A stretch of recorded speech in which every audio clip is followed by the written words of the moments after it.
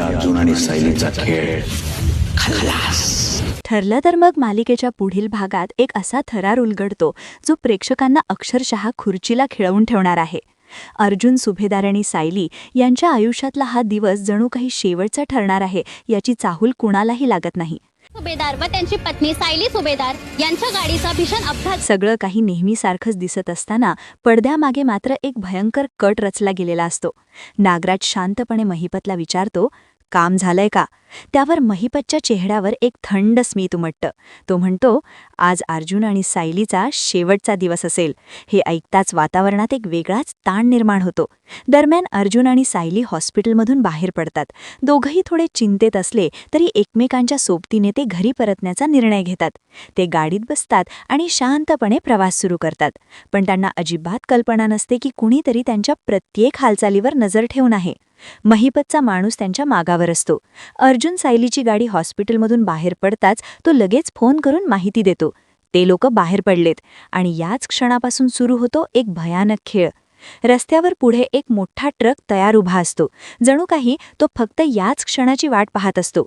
अर्जुन आणि सायलीची गाडी जसजशी पुढे सरकत जाते तसतसा धोका जवळ येत जातो आणि अचानक धडामकन तो ट्रक जोरात त्यांच्या गाडीला धडक देतो. क्षणात सगळं काही उद्ध्वस्त होतं.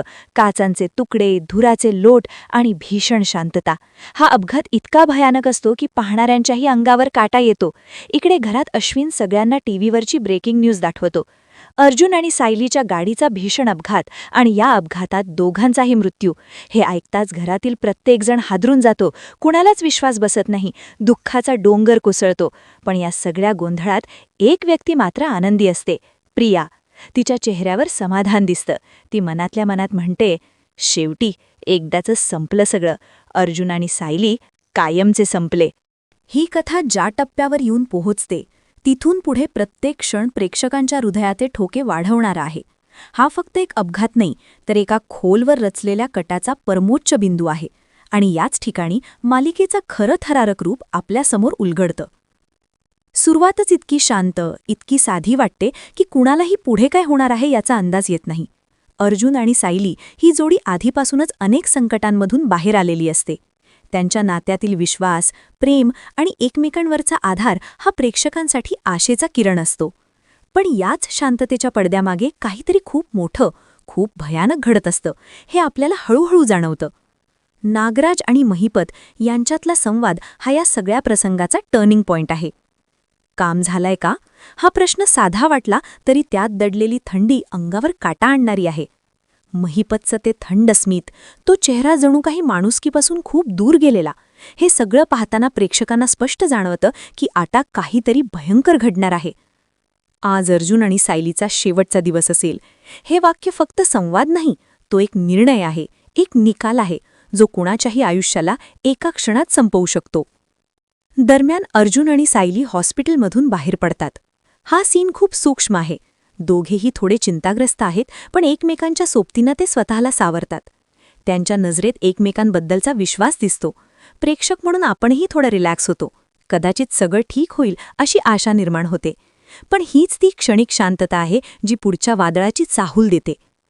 ते गाडीत बसतात. कॅमेरा हळूहळू त्यांच्या भोवती फिरतो. त्यांच्या चेहऱ्यांवरचा भाव, बाहेरचा शांत रस्ता आणि पार्श्वभूमीला वाजणारा हलकं संगीत हे सगळे एक विचित्र विरोधाभास निर्माण करतं.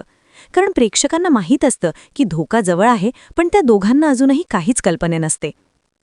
महिपतचा माणूस त्यांच्या मागावर आहे हा सीन खूप टेन्शन वाढवणारा आहे. तो फोन करतो. ते लोक बाहेर पडलेत. हे ऐकताच आपल्याला जाणवतं की आता खेळ सुरू झाला आहे.